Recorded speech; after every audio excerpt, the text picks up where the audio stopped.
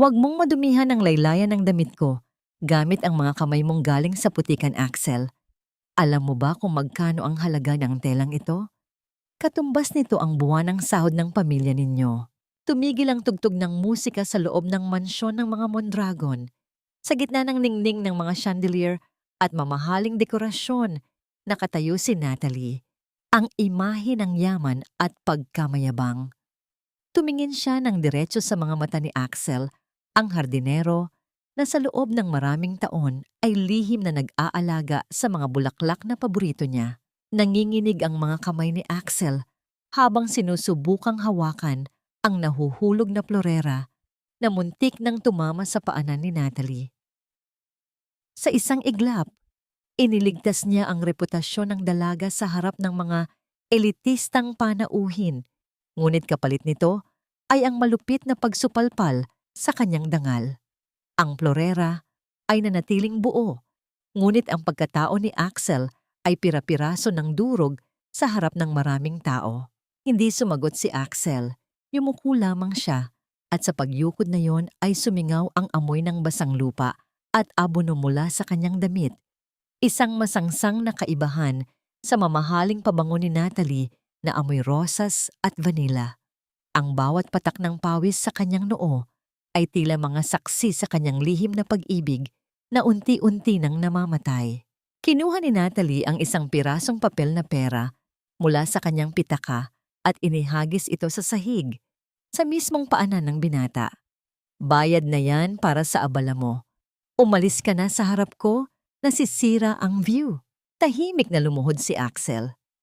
Sa bawat dahan-dahang paggalaw ng kanyang mga daliri, habang pinupulot ang perang may bahid ng alikabok, ramdam niya ang bigat ng paghamak. Tumayo siya, hindi man lang sumulyap muli sa dalaga, at naglakad patungo sa dilim ng hardin. Ang bawat hakbang niya ay tila pagputol ng ugnayan sa babaeng nagmamay-ari ng kanyang puso. Naiwan si Natalie sa gitna ng bulwagan. Pinilit niyang tumawa kasama ang mga kaibigan, ngunit isang malamig na pangangatog ang gumapang mula sa kanyang mga talampakan paakyat sa kanyang sikmura. Tumingin siya sa sahig kung saan nakatayo si Axel kanina. May naiwang maliit na bakas ng putik sa makintab na marmol.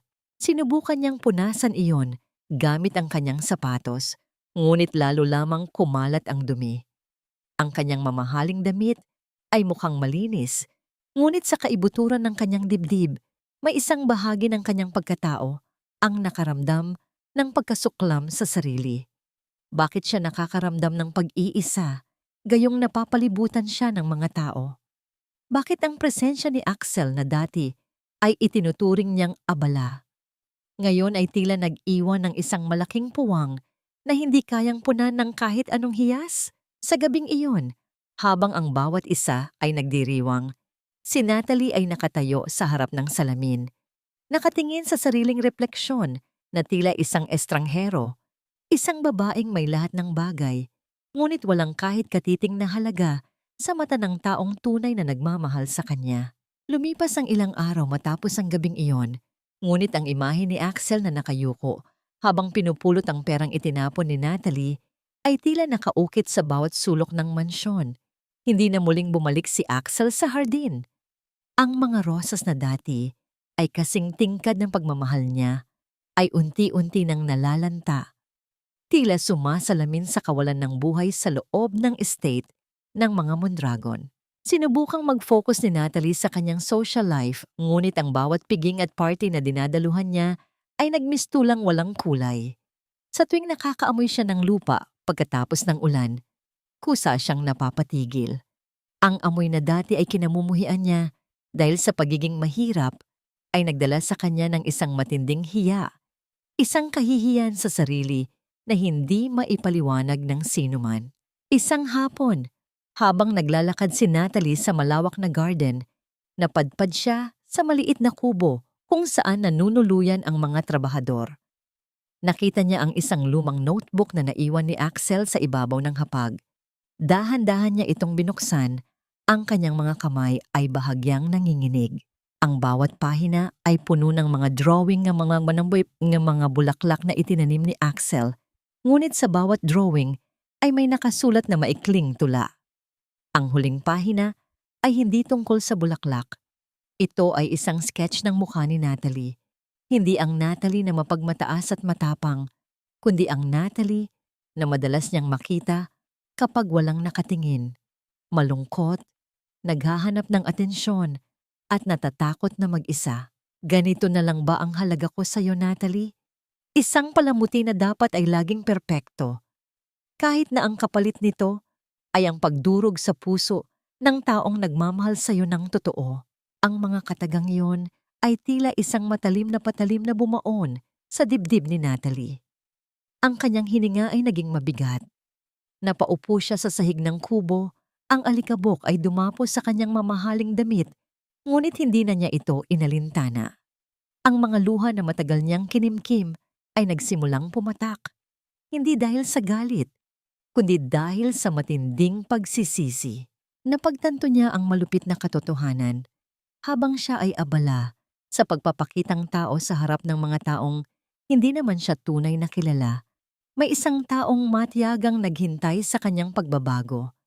Isang taong minahal siya kahit na siya ay punong-puno ng pagkukulang. Ang pag-alis ni Axel ay hindi lamang isang pag-alis ng isang empleyado. Ito ay ang pag-alis ng natatanging tao na nakakita sa kanyang kaluluwa ng walang anumang maskara. Biglang pumasok ang katiwala ng estate. Binibini, ang ama ninyo, ipinapatawag kayo. May masamang balita tungkol sa ating negosyo. Tumayo si Natalie, pinunasan ang kanyang mga mata at pinilit ibalik ang kanyang malamig na ekspresyon. Ngunit sa ilalim ng kanyang dibdib, ang dati ay matigas na puso ay nagsisimula ng bumiyak. Ang pagkawasak ng negosyo ng kanyang ama ay magiging simula ng kanyang pagbagsak. At sa pagkakataong ito, wala na ang hardinerong laging handang sumalo sa kanya tuwing siya ay nadarapa. Ang bawat hakbang ni Natalie patungo sa opisina ng kanyang ama ay parang paglakad sa isang lubid na nakabitin sa kawalan. Ang bawat dekorasyon sa mansyon, bawat antigong gamit na dati ay nagpapalamuti sa kanyang pagkatao, ay tila bumabagsak at nagdidilim sa kanyang mga mata. Sa loob ng silid, nakita niya ang kanyang ama na nakaupo sa harap ng mga papeles. Hindi ang matikas na negosyanteng kilala ng lahat, kundi isang lalaking tila biglang tumanda ng 10 taon. Natalie, tapos na ang lahat. Mahinang sambit ng kanyang ama. Ang boses nito ay walang bahid ng galit, kundi puro pagod at pagkatalo. Ang hasyenda ay isasanla na natin. Wala na tayong matutuluyan pagkatapos ng buwang ito. Hindi nakapagsalita si Natalie. Ang balitang iyon ay hindi nagdulot ng pagbagsak ng luha, kundi isang matinding pagkaparalisado. Ang hiya na kinakatakutan niya, ang mawalan ng dangal at katayuan sa lipunan, ay nandyan na, nasa harapan niya at handa na siyang lamunin. Ang mga kaibigang elite na laging nakapaligid sa kanya ay tiyak na unang tatalikod kapag nalaman nilang wala na siyang maipagmamalaki. Pumunta siya sa kanyang silid at nagsimulang mag-impake. Sa pagbukas ng kanyang mga aparador, tila isang pagsusulit ang bawat damit at alahas na kanyang hinahawakan. Dito, sa loob ng nakatagong kahon, sa ilalim ng mga damit, natagpuan niya ang isang tuyong rosas. Iyon ang unang bulaklak na ibinigay sa kanya ni Axel maraming taon na ang nakalilipas.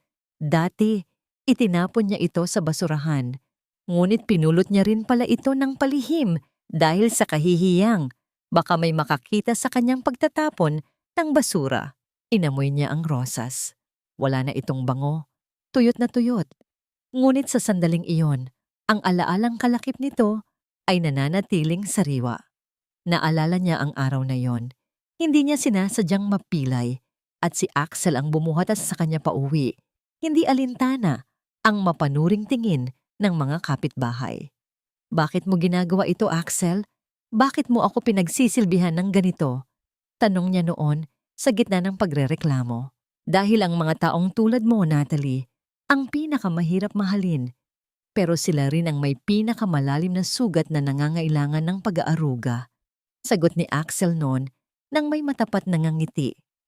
Ngayon, Habang hawak ang tuyong rosas, ramdam ni Natalie ang pait ng katotohanan. Ang taong tinawag niyang basura ang siyang tanging nakakakita sa lalim ng kanyang sugat. Habang siya ay abala sa pagpapaganda ng panlabas, ang kanyang loob ay nabubulok na pala. Biglang tumunog ang telepono sa kanyang mesa. Isang mensahe mula sa kanyang matalik na kaibigan ang nagpakita sa screen. Nabalitaan namin ang tungkol sa pagkalugi niyo. Pasensya na, hindi na kami makakapunta sa party mo sa Sabado. Mag-ingat ka na lang. Ang huling koneksyon sa kanyang dating mundo ay naputol sa isang mensahe lang. Hindi man lang sila tumawag, hindi man lang nagtanong. Sa gitna ng malaking mansyon na ito, natanto ni Natalie na siya ay nag-iisa na, isang prinsesang nawalan ng kaharian, at ang tanging taong nagmamalasakit sa kanya ay matagal na niyang pinalayas. Ang gabi ay bumalot sa labas, at ang dilim sa loob ng silid ay tila nagiging mas malapot.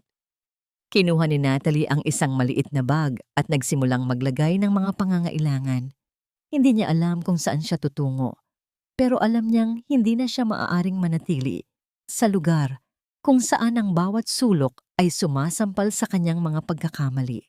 Ang mga gamit ni Natalie ay nakasilid lamang sa isang maliit na maleta. Wala na ang mga mamahaling gown na dati ay palamuti sa kanyang pagkatao. Habang hinihila niya ang maleta palabas ng mansyon, bawat yabag ng kanyang sapatos sa sahig na marmol ay tila isang huling paalam sa isang ilusyong minsan ay pinaniwalaan niyang totoo. Hindi siya lumingon nang isara niya ang malaking pinto ng gate. Ang hangin ng gabi ay may dalang pait at alat. Ang amoy ng paparating na ulan na tila nakikiramay sa kanyang paghihirap. Sa labas, walang nakahintong sasakyan para sa kanya. Ang mga kaibigang dati ay nag-aagawan sa atensyon niya ay tila naglaho na parang usok.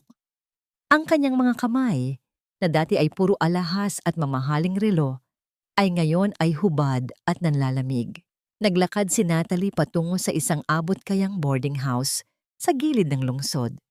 Ang bawat gusali na nadadaanan niya ay tila mas maliit at mas madilim kaysa sa nakasanayan niya. Sa bawat kanto, naririnig niya ang mga bulong-bulungan, ang mga taong dati niyang pinagsisilbihan at tinuturing na wala sa buhay niya, ay siya na ngayong tumitingin sa kanya nang may pangungutya. Tingnan mo, hindi ba't si Natalie Mondragon yan? Ang reyna ng mga party, ngayon ay naglalakad sa kalsada na parang palaboy. Rinig niyang bulong ng isang babaeng nagtitinda sa tabi ng kalsada. Ang bawat salita ay tila isang latay sa kanyang balat. Ang kanyang hiya ay hindi na lamang isang pakiramdam. Ito ay naging isang sumpa na kailangang pasanin. Pumasok siya sa maliit na boarding house na wala pang 10 metro kwadrado. Ang amoy ng lumang kahoy, alikabok at mantikang galing sa lutuan ng mga kapitbahay ay sumalubong sa kanya. Ibang-iba ito sa amoy ng kanyang dating silid na puno ng mamahaling pabango. Naupo siya sa manipis na kutsyon na tinakpan ng kanyang mukha ng mga kamay. Walang luha na pumatak, ngunit ang kanyang dibdib ay parang pinipiga ng isang higanteng kamay. Sa gitna ng katahimikan ng maliit na silid, napagtanto niya ang pinakamasakit na bahagi ng kanyang kapalaran. Hindi siya nawalan ng yaman dahil sa malas, kundi dahil sa sarili niyang pagmamalaki at kawalan ng pakialam sa kapwa. Kinuha niya ang kanyang lumang cellphone at sinubukang hanapin ang pangalan ni Axel sa kanyang contact list. Nakita niya ang lumang numero nito, ngunit nang subukan niyang tumawag, isang malamig na boses ang sumagot. The number you have dialed is no longer in service. Ang pag-asa na sana ay mahahanap niya ang taong dati ay nandyan para sa kanya ay gumuho rin. Si Axel ay hindi na ang hardinerong mahiyain na naghihintay ng kanyang tawag. Si Axel ay naglaho na. Kasama ang lahat ng pagkakataong sana ay naipakita niya ang kanyang pag-ibig. Sa gabing iyon, sa loob ng 4 na dingding ng boarding house, natutunan ni Natalie ang kahulugan ng tunay na pag-iisa. Isang uri ng gutom na hindi nabubusog ng pera, kundi ng pagmamahal na kanyang sinayang ng walang alinlangan. Lumipas ang ilang buwan ng pagtitiis. Si Natalie, na dati ay hindi alam kung paano magbukas ng gripo ng hindi utos, ay natutong mabuhay sa tirang pagkain at trabahong panirahan. Ang kanyang mga kamay, na dati ay malambot at mabango, ngayon ay magaspang na at puno ng sugat mula sa paglalaba ng damit ng ibang tao. Isang araw, nakakita siya ng patalastas para sa isang hasyenda sa probinsya na nangangailangan ng tagapamahala ng mga bulaklak. Hindi man niya alam ang pasikot-sikot ng pagtatanim, kailangan niya ng trabaho. Ang pangalan ng hasyenda ay hindi pamilyar sa kanya, ngunit ang lokasyon ay malapit sa lugar kung saan madalas ikwento ni Axel ang kanyang probinsya. Pagdating niya sa malawak na lupain, sinalubong siya ng isang matandang katiwala. Ang hasyenda ay marangya, malinis, at puno ng mga bulaklak na hindi niya nakita kahit saan. Mga uri ng rosas na paborito niya noon. Ang bango ng hangin ay puno ng halimuyak ng sampaguita at basang lupa. Ang amoy na nagpabalik sa kanya sa mga alaala ng taong matagal na niyang pinagsisihan. Kailangan namin ng trabahador na marunong mag-alaga sa mga hardin. Pero babalaan na kita, ang may-ari ng lugar na ito ay mahigpit. Wika ng katiwala habang iginagala siya sa paligid. Handa akong magtrabaho kahit ano pa ang ipagawa niyo, sagot ni Natalie. Ang kanyang boses ay may halong desperasyon at pagpapakumbaba. Habang naglalakad sila, nakita niya ang isang matikas na lalaki na nakatalikod, nag-aayos ng mga dokumento sa ilalim ng isang puno. Ang kanyang tindig ay malayo na sa hardinerong nakayuko na kilala niya. Ang suot na mamahaling tela at ang awtoridad sa bawat kilos nito ay nagbigay ng kaba sa dibdib ni Natalie. Ito ang ating hasyendero, wika ng katiwala. Dahan-dahang humarap ang lalaki. Ang kanyang mukha ay mas matapang, ang mga mata ay mas matalim, at ang kanyang tindig ay puno ng kapangyarihan. Si Axel, nang magtagpo ang kanilang mga mata, tumigil ang pag-ikot ng mundo ni Natalie. Ang hangin ay tila naglaho sa kanyang baga. Ang lalaking dati niyang tinapakan at kinutya ay siya na ngayong may hawak ng kanyang kapalaran. Walang-walang ngiti sa mga labi ni Axel, wala ring bakas ng lambot sa kanyang mga mata. Sa halip, isang malamig na pagtingin ang sumalubong sa kanya. Isang tingin na nagsasabing siya ay isa na lamang estranghero o mas malala, isang taong hindi nakarapat-dapat pag-aksayahan ng panahon. Ang hiya na naramdaman ni Natalie sa mansyon ay wala pa sa kalingkingan ng kahihiyang na darama niya ngayon. Gusto niyang tumakbo, gusto niyang maglaho sa lupa, ngunit ang kanyang mga paa ay nakabaon sa semento, hindi makagalaw sa tindi ng kaba at pagsisisi. Anong ginagawa niya rito? Ang malamig na boses ni Axel ay bumiyak sa katahimikan. Ang bawat salita ay tila punyal na tumatama sa dibdib ni Natalie. Hindi siya ang hardinerong laging handang umunawa. Siya na ngayon ang amo na walang puwang para sa mga pagkakamali ng nakaraan. Nanatiling nakatayo si Natalie. Ang kanyang mga kamay ay mahigpit na nakahawak sa laylayan ng kanyang maruming apron. Ang mga mata ni Axel ay parang salamin na sumasalamin sa lahat ng kanyang nakaraan. Lahat ng pang-iinsulto, lahat ng pagmamataas, at lahat ng luhang pinaluha niya sa taong ito. Tinatanong ko kayo, ano ang ginagawa ng babaeng ito sa loob ng aking hasyenda? Pag-uulit ni Axel. Hindi man lang siya tumingin ng direkta kay Natalie. Ang kanyang mga mata ay nakapako sa malayo, sa mga rosas na tila mas mahalaga pa sa presensya ng dalaga. Hasyendero, naghahanap po siya ng trabaho. Sinabi niyang handa siyang maglinis at mag-alaga ng mga tanim. Sagot ng katiwala na halatang nag-aalangan. Humakbang si Axel palapit. Bawat yabag ng kanyang sapatos sa semento ay tila pintig ng isang nakatatakot na hatol. Huminto siya sa harap mismo ni Natalie. Amoy mamahaling tabako at matapang na pabango ang bumalot sa hangin. Isang amoy na malayo sa dati niyang amoy ng lupa. Trabaho? Tanong ni Axel, ang boses ay puno ng pait. Tiningnan niya si Natalie mula ulo hanggang paa. Isang tingin na tila sinusukat ang halaga ng isang basahan. Hindi ko kailangan ng mga taong ang tanging alam ay magtapon ng pera para makapanakit ng kapwa. Ang hasyenda na ito ay para sa mga taong marunong rumespeto sa bawat dahon at bawat patak ng pawis. Axel, pakiusap. Pabulong na sambit ni Natalie. Ang boses niya ay parang hiniwa ng matalas na pait. Kailangan ko lang ng trabaho. Kahit ano, gagawin ko. Hindi ko nahahangarin ang dati. Gusto ko lang bumawi. Tumawa si Axel ngunit walang saya sa kanyang mga mata. Bumawi? Natalie, sa tingin mo ba ang lahat ng sugat ay napapalitan ng pera? Noong mga panahong ako ang nasa ilalim, may awa ka bang ibinigay? Wala. Itinuring mo akong basura. Humakbang si Axel palapit sa tenga ni Natalie. Ang kanyang boses ay naging isang malamig na bulong na nagpadala ng panginginig sa buong katawan ng dalaga. Kung gusto mo talagang magtrabaho rito, heto ang unang utos ko. Ang mga damo sa likod ng malawak na taniman, linisin mo gamit ang iyong mga kamay. Huwag kang gagamit ng anumang kagamitan. At kapag natapos mo yon, lilinisin mo ang bawat sapatos ng lahat ng trabahador sa barracks na ito. Ipakita mo sa akin na marunong kang yumuko, gaya ng ginawa ko noon sa paanan mo. Ang utos ay isang malinaw na panghahamak. Ang bawat salita ay isang latay sa kanyang dangal. Ramdam ni Natalie ang hiya na parang apoy na sumusunog sa kanyang pisngi. Ngunit alam niya, wala na siyang ibang matatakbuhan. Ang kanyang kapalaluan ay matagal nang gumuho at ang natitira na lamang ay ang pagtanggap sa kaparusahang ito. Masusunod, Ginoo, sagot ni Natalie. Ang boses ay pilit na pinatatag kahit nanginginig na ang kanyang mga tuhod. Tinalikuran siya ni Axel ng walang lingon-lingon.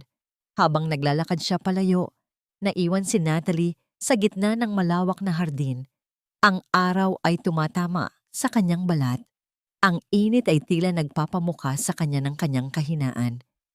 Kinuha niya ang isang basong tubig na nakalagay sa gilid, ngunit ang kanyang mga kamay ay hindi na kayang humawak ng matatag. Ang baso ay nanginginig, sumasalamin sa kanyang naghihingalong dignidad. Sa gitna ng lupang dati ay kinamumuhuyan niya. Ang bawat araw sa hasyenda ay naging isang mahabang pagdurusa para kay Natalie. Ang kanyang mga palad na dati ay nag-aabala lamang sa pagpili ng mamahaling alahas, ngayon ay puno ng mga gasgas at paltos mula sa pagbunot ng matitigas na damo sa ilalim ng nakapapagod na araw. Ang pawis na dumadaloy sa kanyang noo ay hindi na pampaganda, kundi tanda ng kanyang pagkapagod at kahihiyan.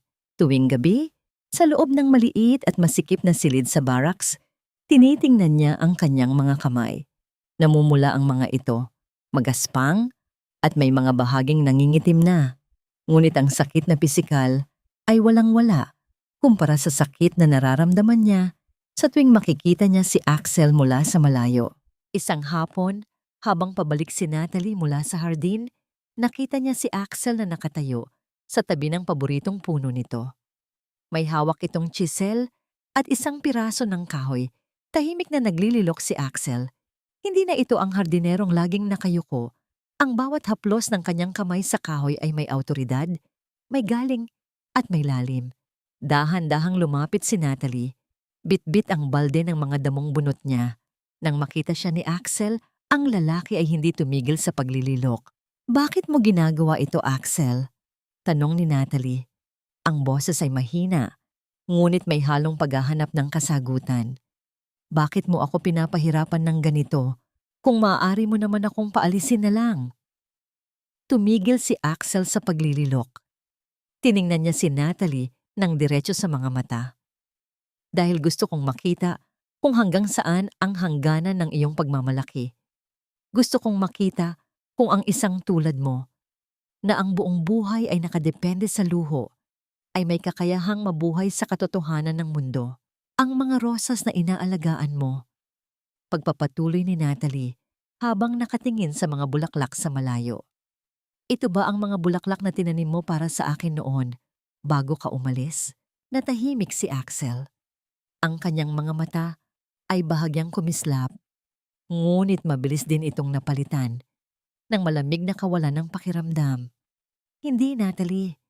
Ang mga bulaklak na yan ay hindi para sa'yo. Iyan ay para sa aking sarili, bilang paalala na sa bawat pagkabigo, may isang bahagi ng puso ang kailangang mamatay para makapagsimula ang panibago. Ang sagot ni Axel ay tumama sa kanya nang higit pa sa anumang sampal. Napagtanto ni Natalie na ang kanyang presensya rito ay hindi para kay Axel, kundi para sa kanyang sariling pagbabago. Ang bawat damo na kanyang binubunot, bawat sapatos na kanyang nililinis ay isang paraan para linisin ang kanyang sariling pagkatao na dati ay puno ng dumi ng pagmamayabang. Gabi na nang matapos ang kanyang trabaho. Pagod, naupo si Natalie sa damuhan. Hindi niya napansin ang isang maliit na tinik na bumaon sa kanyang daliri. Dugo ang lumabas at nang subukan niyang punasan ito, napansin niya ang isang piraso ng papel na nalaglag mula sa bulsa ni Axel kanina. Pinulot niya ito, isang sketch ng isang babaeng umiiyak sa gitna ng ulan. Iyon siya. Hindi ang Natalie na malakas, kundi ang Natalie na basang-basa at naghihirap. Sa ibaba ng sketch may nakasulat, "Bakit kahit pagkatapos ng lahat, ikaw pa rin ang laman ng bawat guhit ko?" Ang papel ay nanginig sa kanyang kamay. Ang pagkamuhi ni Axel ay hindi pala tuluyang naglaho. Ito ay nakabalot lamang sa makapal na layer ng sakit at pagtatanggol sa sarili. Biglang bumuhos ang malakas na ulan. Ang langit ay tila nagbago ng kulay. Naging madilim at mabigat, na sinabayan ng malalakas na hangin na yumanig sa mga puno sa hasyenda. Si Natalie, na abala sa pag-aayos ng mga kagamitan sa labas ng greenhouse, ay hindi na nakatakbo pabalik sa barracks. Ang bawat patak ng ulan ay parang mga maliliit na bato na tumatama sa kanyang balat. Malamig at matalim. Pumasok siya sa loob ng lumang kamalig, ang tanging silungan na malapit. Ang loob ay amoy tuyong dayami at lumang kahoy, isang amoy na nagpapaalala sa kanya ng mga panahon ng kanyang pagkabata bago siya nilamon ng kayamanan. Hindi nagtagal, isang anino ang pumasok. Si Axel. Basang-basa rin ang kanyang suot. Ang kanyang buhok ay nakadikit sa kanyang noo at ang kanyang mga mata ay naglalagablab sa hindi maipaliwanag na emosyon. Hindi siya nagsalita. Naupo siya sa isang sulok, malayo kay Natalie, at nakatingin lamang sa labas kung saan ang ulan ay tila humahadlang sa mundo. "Bakit ka narito?" tanong ni Axel. Ang boses ay pabulong, ngunit ramdamang bigat. "Hindi ako makabalik," sagot ni Natalie. Niyayakap ang kanyang sarili para mabawasan ang ginaw. "Axel, ang sketch. Nakita ko." Tumigil si Axel. Ang kanyang mga balikat ay bahagyang gumalaw, isang senyales ng tensyon na matagal na niyang kinikimkim. "Hindi mo dapat nakita yon. Iyon ay bahagi ng nakaraang gusto ko nang ibaon sa lupa. Pero hindi mo nagawa." Pagpapatuloy ni Natalie, lumalapit ng unti-unti. "Gaya ng hindi ko nagawang kalimutan ang lahat ng kabutihang ginawa mo sa akin noon. Axel, alam ko na mali ako. Alam ko na ang pagtrato ko sa iyo noon ay hindi katanggap-tanggap. Hindi ako naghahanap ng kapatawaran para gumaan ang loob ko, kundi para malaman mo na kahit sa gitna ng pagbagsak ko, natutunan ko ang halaga ng taong minsan kong binaliwala." Tumayo si Axel at lumapit kay Natalie. Ang distansya sa pagitan nila ay naging napakaliit. Ramdam ni Natalie ang init ng kanyang katawan, isang kaibahan sa lamig ng gabing iyon. "Alam mo ba kung ano ang pinakamasakit, Natalie?" tanong ni Axel. Ang kanyang boses ay naging paos.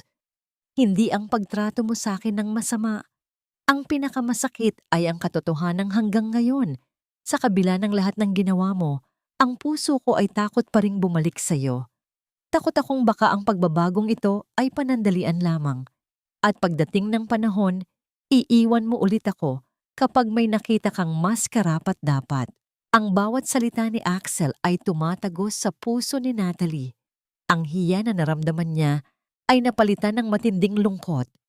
Hindi siya nagsalita. Sa halip, dahan-dahan niyang hinawakan ang kamay ni Axel na nakapatong sa gilid ng mesa. Ang balat ng dalaga ay magaspang, puno ng sugat, ngunit ang paghawak niya ay puno ng katapatan. Hindi na ako ang Natalie na nakilala mo noon. Sagot ni Natalie, tumitingin ng diretso sa mga mata ni Axel. Ang Natalie na nakatayo sa harap mo ngayon ay nawalan na ng lahat, pero natagpuan ang sarili sa pagdurusa.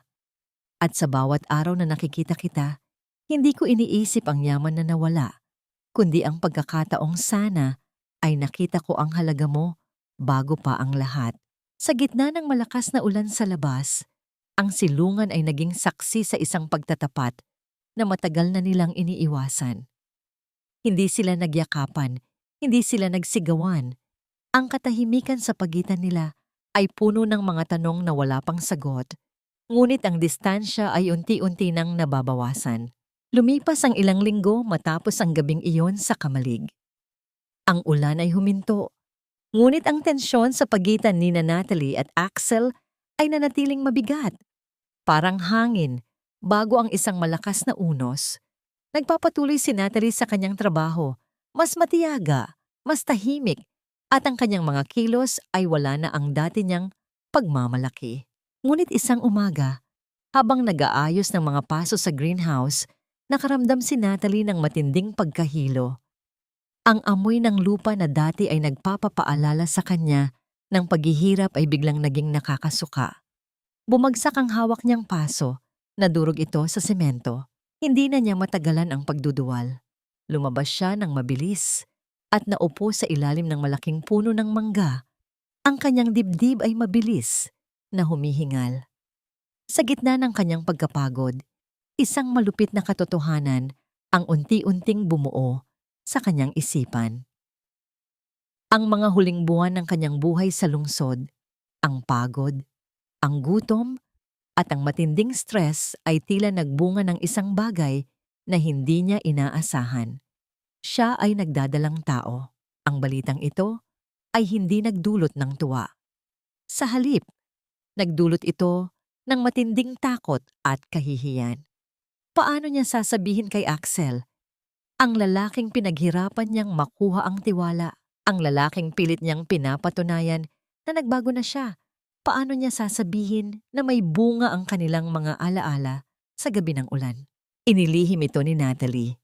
Nagsimula siyang magsuot ng mas maluwag na damit. Iniiwasang mapansin ang unti-unting pagbabago ng kanyang katawan. Ngunit hindi ito nakalampas sa matalas na paningin ni Axel.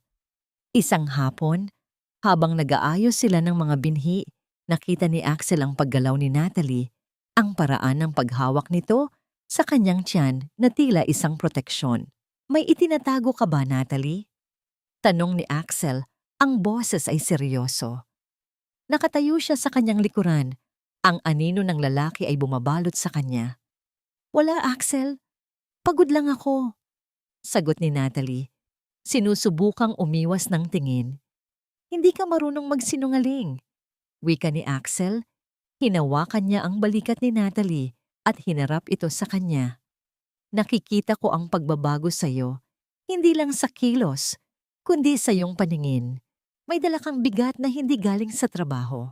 Sa gitna ng panginginig ng kanyang mga tuhod, napayuko si Natalie. Ang mga luha na matagal niyang kinimkim ay nagsimulang pumatak sa tuyong lupa. Buntis ako, Axel. Anak natin ito. Natahimik ang buong paligid. Ang tanging naririnig ay ang huni ng mga ibon sa malayo. Hindi gumalaw si Axel. Ang kanyang mukha ay tila naging bato. Walang emosyon, walang ekspresyon. Ang pagkabigla ay nababasa sa kanyang mga mata. Ngunit ang sakit ng nakaraan ay tila nakikipaglaban sa tuwa ng isang bagong buhay. Anak. Bulong ni Axel, ang kanyang kamay ay dahan-dahang gumalaw patungo sa tiyan ni Natalie. Ngunit bago pa man niya ito mahawakan, binawi niya ito. Pagkatapos ng lahat ng nangyari, Natalie, sa ganitong sitwasyon, sa ganitong lugar, Ang kanyang boses ay puno ng pait. Hindi siya galit kay Natalie, kundi galit sa tadhana na tila naglalaro sa kanilang buhay. Tinalikuran siya ni Axel at naglakad palayo patungo sa dulo ng hasyenda. Iniwan si Natalie na nakaluhod sa lupa, yakap ang kanyang tiyan, at naghihintay ng hatol na hindi niya alam kung magiging buhay o kamatayan para sa kanilang kinabukasan. Ang bawat araw ay naging isang mahabang paghihintay. Si Axel ay hindi na lumapit kay Natalie. Tila binalot siya ng isang pader na hindi matibag. Sa mga gabi, naririnig ni Natalie ang yabag ng mga paa ni Axel sa labas ng kanyang barracks, ngunit hindi ito kailanman kumakatok. Ang pagbubuntis ni Natalie ay naging isang lihim na nagpapabigat sa buong hasyenda. Isang hapon, dumating ang mga taong dati nang nagpabagsak sa pamilya ni Natalie. Sila ang mga dating kasosyo ng kanyang ama na naging dahilan ng pagkawala ng lahat ng kanilang ari-arian. Ang kanilang mga sasakyan ay huminto sa tapat ng gate ng hasyenda, nagdadala ng ingay at alikabok sa tahimik na lupain. Nasaan si Natalie Mondragon? Ang sigaw ng isa sa mga lalaki habang nakatayo si Axel sa gitna ng daan. Hinarang ang kanilang dadaanan. "Walang Natalie Mondragon dito. Umalis kayo," sagot ni Axel. Ang boses ay matigas at puno ng panganib. "Alam naming nandito ang babaeng iyon. Siya ang huling nakakaalam kung nasaan ang mga dokumentong magpapabagsak sa amin." Lumabas si Natalie mula sa barracks. Ang kanyang mga kamay ay nanginginig, ngunit ang kanyang tindig ay matatag. Hindi na siya ang Natalie na natatakot sa ingay ng mga tao. Siya ay isang ina na nagpoprotekta sa buhay na nasa loob niya. "Anong dokumento ang sinasabi niyo?" tanong ni Natalie, lumapit sa tabi ni Axel. Ang isa sa mga lalaki ay lumapit at sinubukang hawakan si Natalie. Ngunit mabilis na humarang si Axel. Ang kanyang kamao ay nakahanda. "Huwag na huwag mo siyang hahawakan," wika ni Axel. Ang boses ay parang ugong ng isang leon. "Axel, lumayo ka. Hindi ito ang laban mo," sigaw ni Natalie. Ang babaeng ito at ang batang nasa sinapupunan niya ay protektado ko, sagot ni Axel. Ang bawat salita ay may diin na nagpatigil sa mga lalaking sumugod. Sa gitna ng tensyon, pinalibutan ng mga trabahador ni Axel ang mga estranghero. Ang mga lalaki na nakakita sa dami ng mga taong handang sumunod kay Axel ay napaururong. Bago sila umalis, isa sa kanila ang bumulong. "Akala niyo ba ay tapos na ang lahat? Ang babaeng yan ay sumpa sa buhay mo, Axel.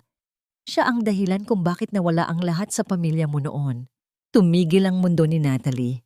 Ang kanyang mga mata ay nanlaki habang tumitingin kay Axel. Anong sinasabi niya? Pamilya mo? Ano ang kinalaman ng pamilya ko sa pamilya mo? Si Axel ay hindi tumingin sa kanya. Ang kanyang mukha ay naging maputla. Ang lihim na matagal niyang itinago. Ang katotohanang ang pagkalugi ng pamilya ni Natalie ay hindi lamang bunga ng malas, kundi bunga ng isang matagal na planadong paghihiganti mula sa pamilya ni Axel na nasira rin ng mga Mondragon noon ay lumabas sa hangin. Ang aking ama, Natalie, siya ay nagpakamatay dahil sa pandaraya ng ama mo, mahinang sagot ni Axel. Ang bawat salita ay tumama sa puso ni Natalie na parang kidlat. Ang buong panahon na siya ay nasa hasyenda, ang buong panahon na siya ay naghihirap, lahat ng ito ay bahagi ng isang mundong nakabatay sa utang na loob at paghihiganti. Siya ay hindi lamang isang babaeng nagkamali. Siya ay anak ng taong sumira sa buhay ng lalaking mahal niya. Ang bawat salitang binitawan ni Axel ay tila isang matalim na kutsilyong humihiwa sa katahimikan ng hasyenda. Hindi makapagsalita si Natalie. Ang kanyang mga tuhod ay nanghina. At sa isang iglap, ang mundo niyang binuo sa pag-asa ay gumuho sa ilalim ng bigat ng kasaysayan. "Kaya ba ako narito?" tanong ni Natalie. Ang boses ay pabulong, basag sa sakit. "Hindi para sa pagbabago, kundi para maging bahagi ng iyong paghihiganti." Para maramdaman ko ang sakit na ipinaramdam ng ama ko sa pamilya mo, tumalikod si Axel. Ang kanyang mga balikat ay nanginginig, hindi sa galit, kundi sa matinding pagtitimpi. Noong una, iyon ang balak ko. Iyon ang dahilan kung bakit binili ko ang lahat ng ari-arian ng pamilya mo. Gusto kitang makita na nakaluhod, na nagmamakaawa, na nararanasan ang hirap na dinanas namin. Humakbang si Axel palapit sa kanya, ngunit hindi na malamig ang kanyang mga mata. Ngayon, ang mga ito ay puno ng pagdurusa.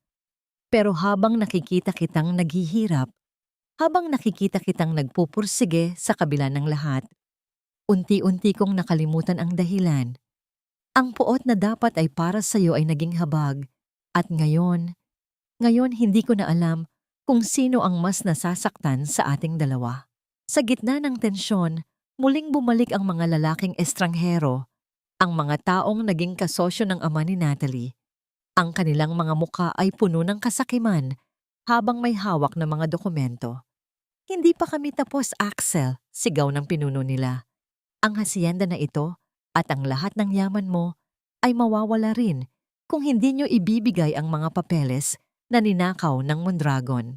Dinaluhong nila si Axel, ngunit hindi siya nagpatinag. Sa isang iglap, nagkagulo. Ang mga tauhan ni Axel ay nakipagbuno sa mga estranghero. Ang bawat suntok, ang bawat pagtulak ay naging saksi sa kaguluhang dulot ng kasakiman ng nakaraan. Sa gitna ng gulo, sinubukan ng isa sa mga estranghero na hablutin si Natalie upang gawin siyang panakot, ngunit hinarangan ito ni Axel. Isang malakas na pagtulak ang nangyari. Si Axel, na nakikipaglaban, ay nadaganan ng isang mabigat na kagamitang pang-agrikultura nang siya ay matisod. Isang nakakatakot na katahimikan ang bumalot sa buong hasyenda. Ang dugo ay nagsimulang dumaloy sa sahig at ang mga estranghero, sa takot na baka dumating ang mga awtoridad, ay mabilis na tumakas palayo sa lupain. Axel! Sigaw ni Natalie. Ang kanyang boses ay isang pagtawag na puno ng desperasyon. Lumuhod siya sa tabi ni Axel, hindi inalintana ang dumi ng lupa at ang dugong bumabalot sa lalaki. Ang kanyang mga kamay, na dati ay magaspang sa pagtatrabaho, ay ngayon ay nanginginig habang sinusubukang pigilan ang daloy ng dugo. Natalie! Mahinang sambit ni Axel. Ang kanyang kamay ay dahan-dahang humaplos sa pisngi ng dalaga. Ang bata, protektahan mo. Nangihina si Axel, ngunit ang kanyang mga mata ay nananatiling nakatingin sa mukha ni Natalie.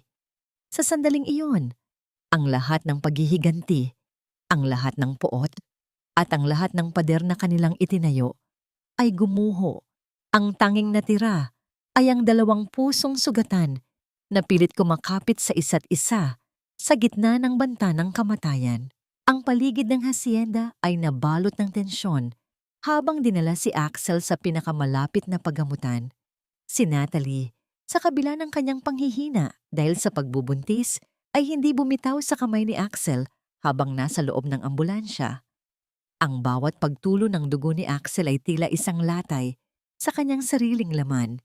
Sa mga oras na naghihintay siya sa labas ng operating room, ang lahat ng karangyaan ng nakaraan ay nagmukhang abo. Ang tanging dalangin niya ay hindi ang mabawi ang mansyon, hindi ang mabawi ang yaman, kundi ang mabawi ang pagkakataong maitama ang lahat. Panginoon, huwag niyo siyang kukunin sa akin. Pabulong niyang sambit habang nakaluhod sa malamig na sahig ng ospital. Ang hiya na dati ay nakakulong sa kanyang pagkatao ay nawala na. Napalitan ito ng isang matapat na pagsuko sa tadhana. Lumipas ang ilang oras bago lumabas ang doktor. Ang balita ay mabigat, ngunit may dalang pag-asa. Naging maayos ang operasyon, ngunit kailangan ng mahabang panahon para sa kanyang paggaling. Ang kanyang katawan ay nakaranas ng matinding trauma. Pagpasok ni Natalie sa silid, nakita niya si Axel na nakahiga, maputla, ngunit humihinga ng maayos. Sa tabi niya, ang mga dokumento na ninakaw ng mga taong nagpabagsak sa kanila ay naiwan ng mga pulis na nag-imbestiga. Ang mga papel na iyon ang siyang magpapatunay sa pandaraya ng mga kaaway ng kanilang pamilya. Hindi na ito gagamitin para sa paghihiganti, kundi para sa katarungan. Pagkalipas ng ilang linggo, unti-unting nakabangon si Axel. Ang unang bagay na nakita niya pagkagising ay si Natalie, na matiyagang nagbabantay sa kanyang tabi, bit-bit ang isang maliit na baso ng tubig at ang pag-aalaga na dati ay hindi niya akalaing magagawa ng babaeng minsan niyang hinamak. "Bakit ka pa nandito?" tanong ni Axel. Ang boses ay mahina, ngunit may halong lambot. "Dapat ay nagpapahinga ka para sa bata." "Dito ang tahanan ko, Axel," sagot ni Natalie, at sa unang pagkakataon, ang kanyang mga mata ay walang halong pagmamataas. Puno lamang ng pag-ibig. "Hindi dahil sa hacienda, kundi dahil sa'yo, kahit wala tayong anuman, dito ako mananatili." Tumulo ang luha sa mga mata ni Axel. Sa sandaling iyon, ang lahat ng galit at puot na naghari sa kanilang mga puso ay naglaho na parang hamog sa sikat ng araw. Hindi na mahalaga ang nakaraan ng kanilang mga ama. Hindi na mahalaga ang agwat ng kanilang estado noon. Ang tanging mahalaga ay ang bagong buhay na namumuo sa loob ni Natalie at ang pagkakataong makapagsimula muli ng malinis. Ang mga taong nagtangka sa kanilang buhay ay nahuli na ng mga awtoridad na wala ng dangal at humaharap sa parusang nararapat sa kanilang mga krim. Ang katarungan ay nakamit, hindi sa pamamagitan ng puot, kundi sa pamamagitan ng pagpapakita ng katotohanan. Sa isang payak na umaga, habang ang araw ay sumisikat sa malawak na taniman ng hacienda, nakatayo silang dalawa sa beranda. Ang mga rosas ay namumukadkad, mas makulay kaysa dati. Hawak ni Axel ang kamay ni Natalie at ang kabilang kamay naman ay nakapatong sa dahan-dahang lumalaking tiyan ng dalaga. Wala na ang hiya, wala na ang gigil. Ang natira na lamang ay ang kapayapaan ng dalawang pusong naghilom sa isa't isa. Makalipas ang 2 taon, ang hacienda ay hindi na lamang isang lugar ng pagtatanim. Ito ay naging isang kanlungan ng mga taong naghahanap ng bagong simula. Ang mga damo na dati ay kinamumuhian ni Natalie, na bunutin ay ngayon ay napapalitan na ng mga hilera ng bagong usbong na bougainvillea at mga mababangong sampagita. Sa gilid ng maliit na sapa, isang batang lalaki ang masayang tumatakbo. Ang kanyang mga paa ay hubad, ang kanyang muka ay puno ng dumi ng lupa, at ang kanyang tawa ay umaalingaw-ngaw sa hangin, isang musika na mas matamis kaysa sa anumang tugtog sa mga sosyal na party na dati ay kinahuhumalingan ni Natalie. Naupo si Natalie sa isang kahoy na bench sa ilalim ng puno ng mangga. Ang kanyang damit ay simple, yari sa telang lokal, at ang kanyang mga kamay, bagamat may mga bakas pa rin ng hirap ng nakaraan, ay tila mas maganda at puno ng buhay. Tumingin siya sa kanyang tabi kung saan nakaupo si Axel. Hindi na si Axel ang hardinerong nakayuko at hindi na rin siya ang mapait na hasyendero na puno ng puot. Ang kanyang mukha ay payapa. Ang kanyang mga mata ay puno ng pagmamahal na nakatuon lamang sa kanyang asawa at sa kanilang anak. "Tingnan mo siya, Axel," wika ni Natalie, nakangiti habang nakatingin sa bata. Sa dami ng dumi na nakuha niya sa lupa, parang nakita ko ang sarili ko noon. Pero ang pagkakaiba, siya ay lumalaki na alam kung saan nagmumula ang tunay na halaga ng buhay. Hinawakan ni Axel ang kamay ni Natalie at dinala ito sa kanyang labi. "Natuto tayo sa maling paraan, Natalie, pero ang mahalaga, hindi tayo nilamon ng ating mga pagkakamali. Ang hardin na ito ay hindi lamang binuo ng mga bulaklak, kundi ng bawat pait na nalampasan natin. Sa di kalayuan, ang mga dokumentong nagpabagsak sa mga taong nagnakaw ng dangal ng kanilang pamilya ay nakatago na sa isang vault, hindi para balikan, kundi bilang paalala na ang katarungan ay laging nakakamit sa tamang panahon. Ang mga taong nagtangka sa kanilang buhay ay nakukulong na, namumuhay sa pagsisisi at kahihiyan, habang ang kanilang mga pangalan ay unti-unti nang nabubura sa kasaysayan ng bayan. Tumayo si Natalie at lumapit sa kanilang anak. Binuhat niya ito at sa pagyakap niya, ramdam niya ang init ng isang pamilyang binuo mula sa abo. Tumingin siya sa malawak na lupain ng hasyenda. Ang bawat bulaklak ay tila sumasayaw sa ihip ng hangin. Isang pagpupugay sa isang pag-ibig na nagtagumpay sa kabila ng lahat ng hadlang. Walang hiya na naramdaman, walang puot na kinimkim. Ang natira na lamang ay ang katotohanan. Ang tunay na yaman ay hindi matatagpuan sa mga hiyas o sa dami ng pera, kundi sa kakayahang magpatawad, magsimulang muli, at mahalin ang taong nakakita sa iyo nang higit pa sa iyong mga pagkakamali. Sa ilalim ng papalubog na araw, ang hasyenda ay nagmistulang isang gintong paraiso. Ang nakaraan ay nagsilbing pataba, at ang kasalukuyan ay ang pinakamagandang bulaklak na kailanman ay umusbong sa kanilang buhay.